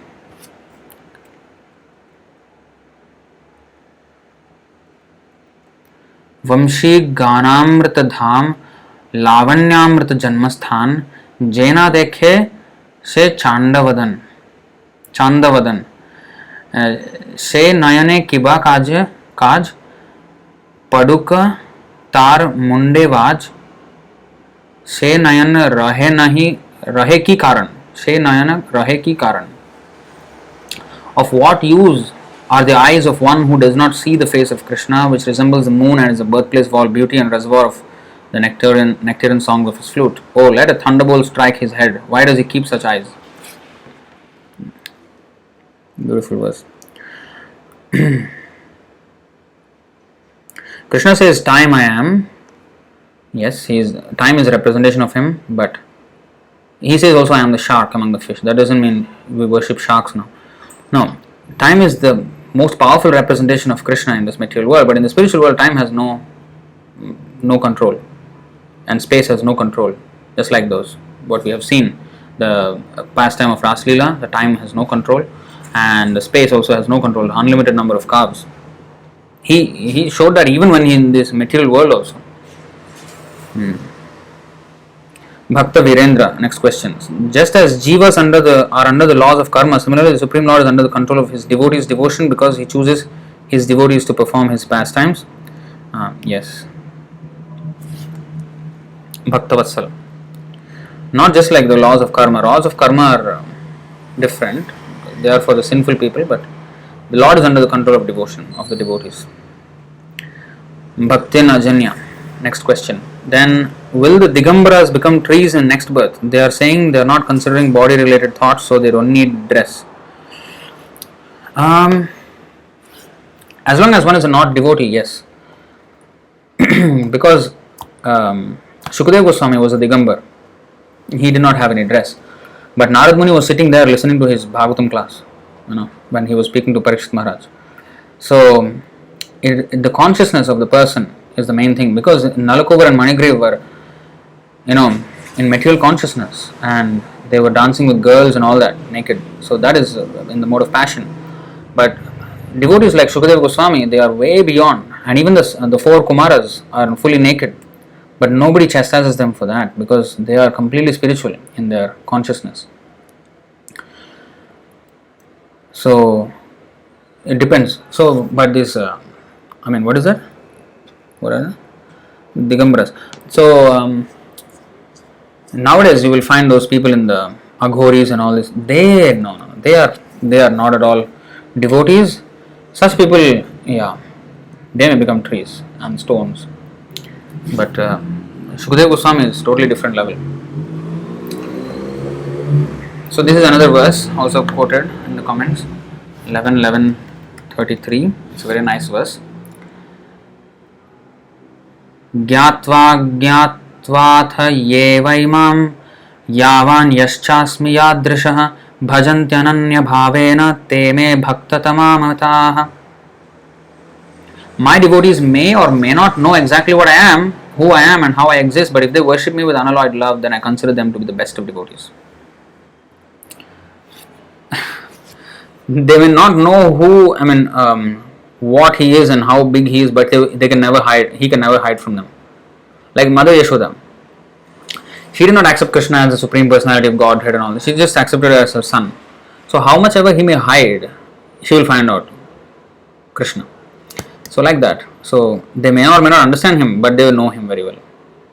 In fact, he cannot hide from them. So that much the devotees know. By the strength of their devotion, they know him. Okay, Jai Krishna Tattva Vitta, Shai Guru Hoy.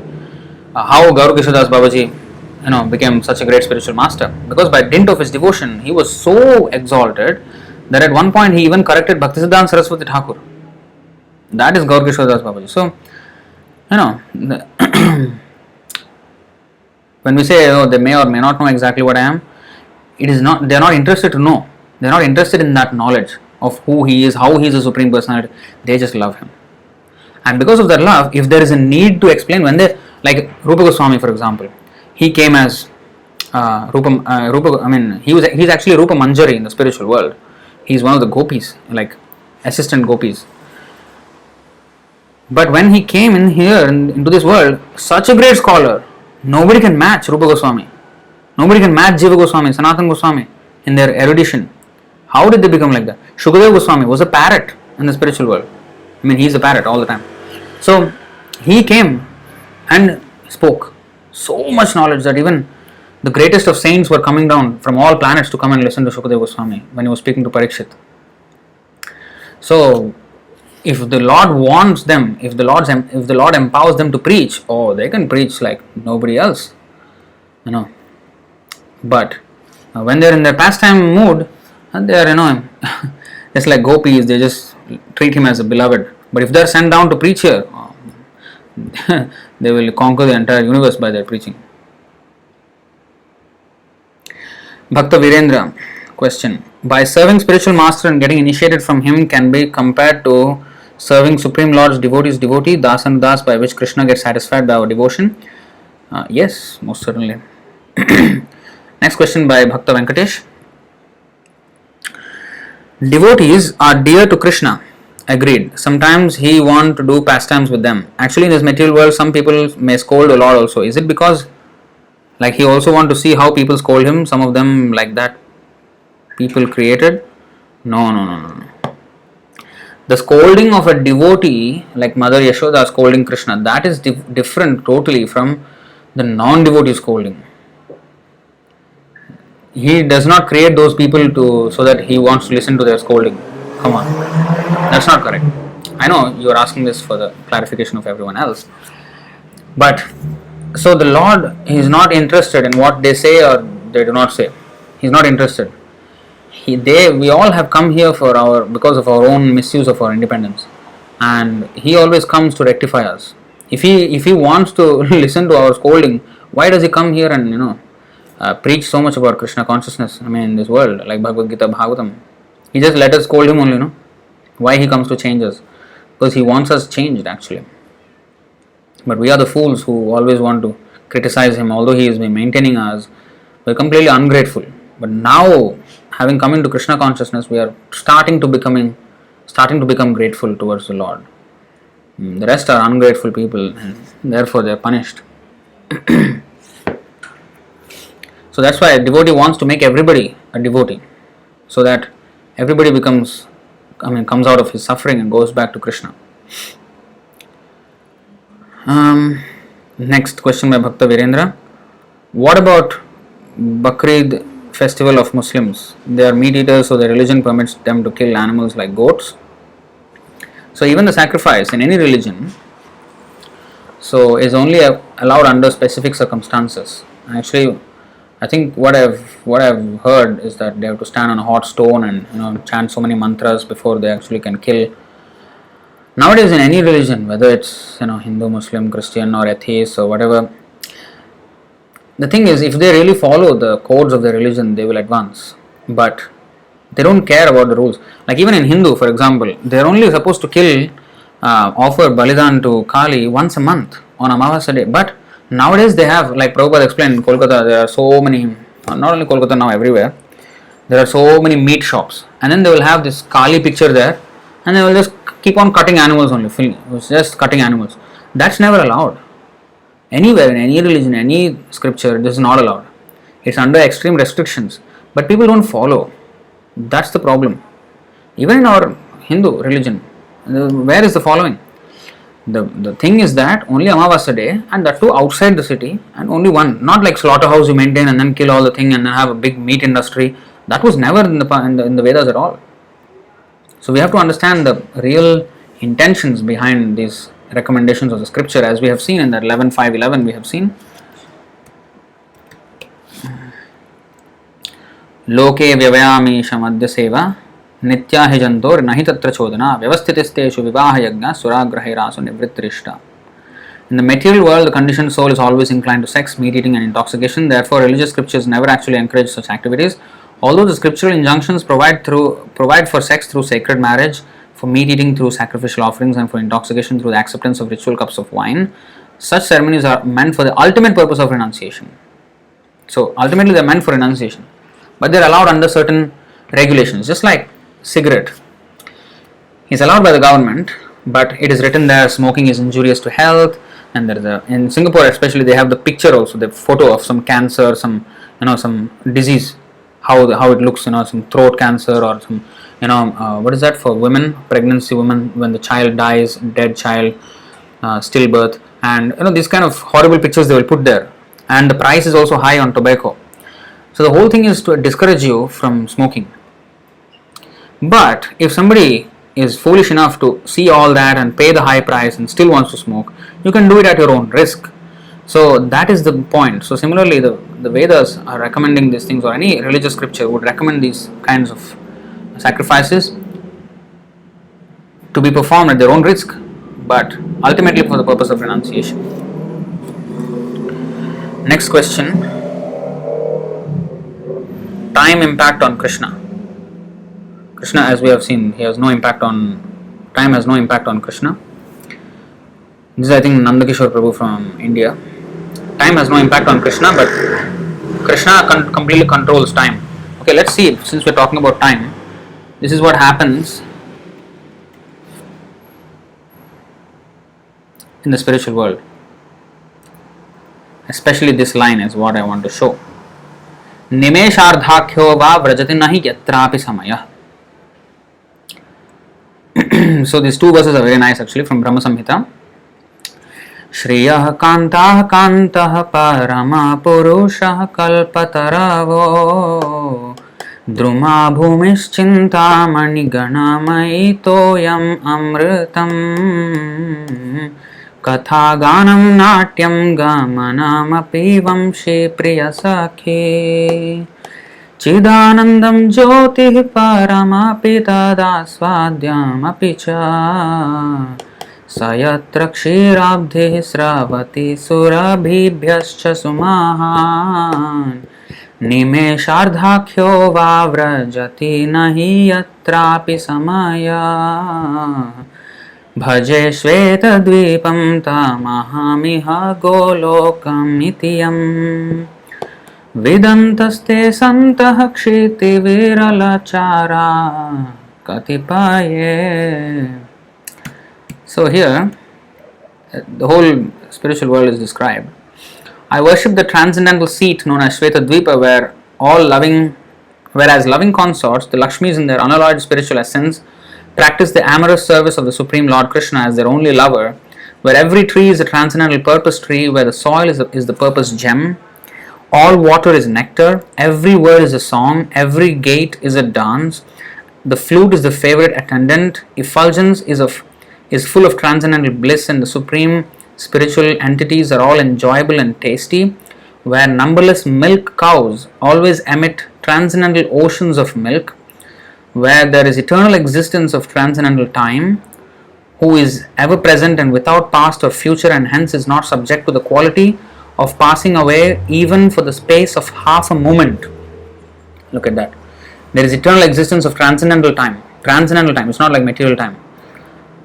Who is ever present and without past or future, that means only present, and hence is not subject to the quality of passing away even for the space of half a moment. So, not even half a moment passes in the spiritual world. There's no time there, like in the material world. But there is time still. Ashtakaliya Leela is there, because they can manipulate the time as they want. The devotees, the Krishna there, they can manipulate the time as they want. That realm is known as Goloka only to a very few self-realized souls in this world. So that's that. Next, what question is that?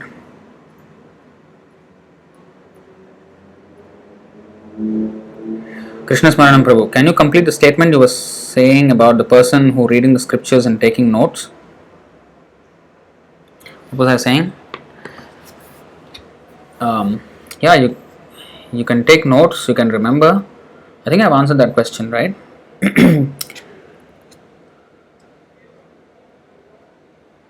So, what was about the person who reading the scriptures and taking notes? So the question was like how to remember them. So we have to take notes and revisit them and repeat them and hear again and again, and that's how we can learn, we can remember these things.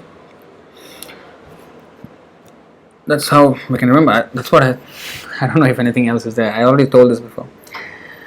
Then next,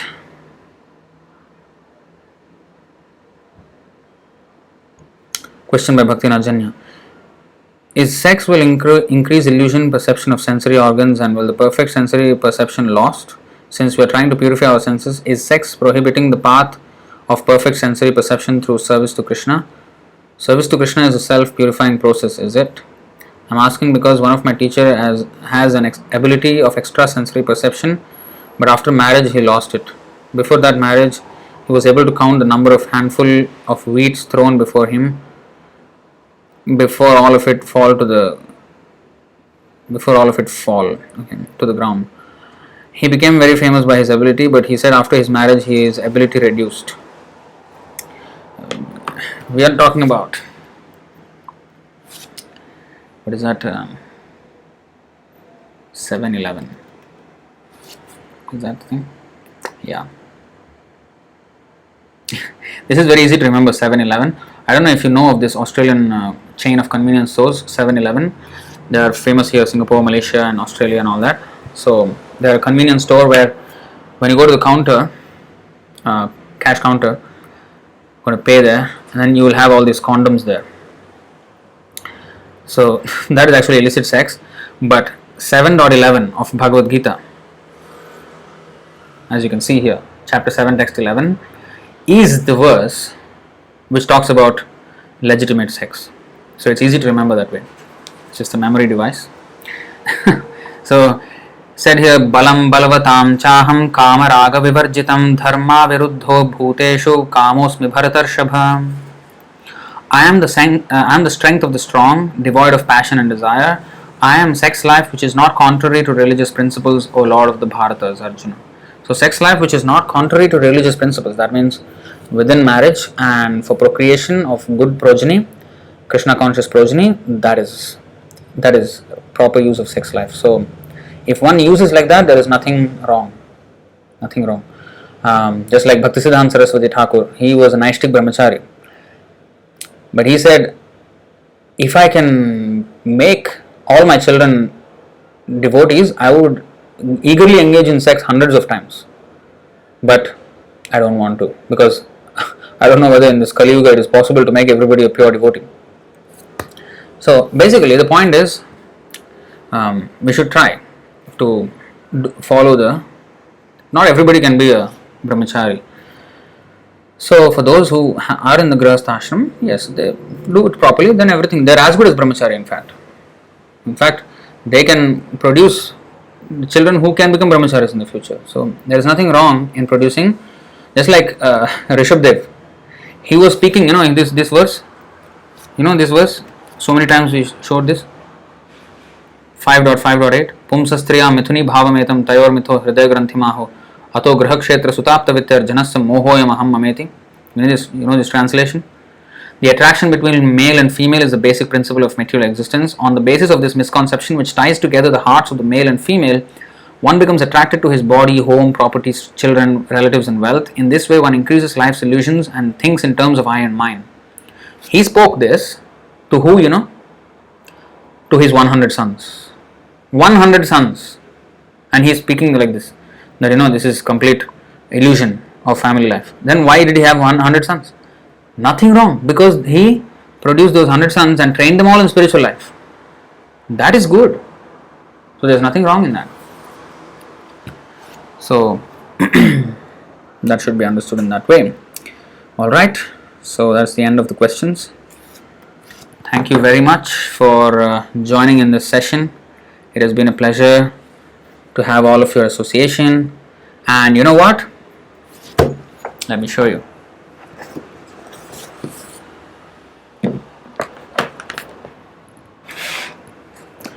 All of your kind mercy has manifested as this laptop.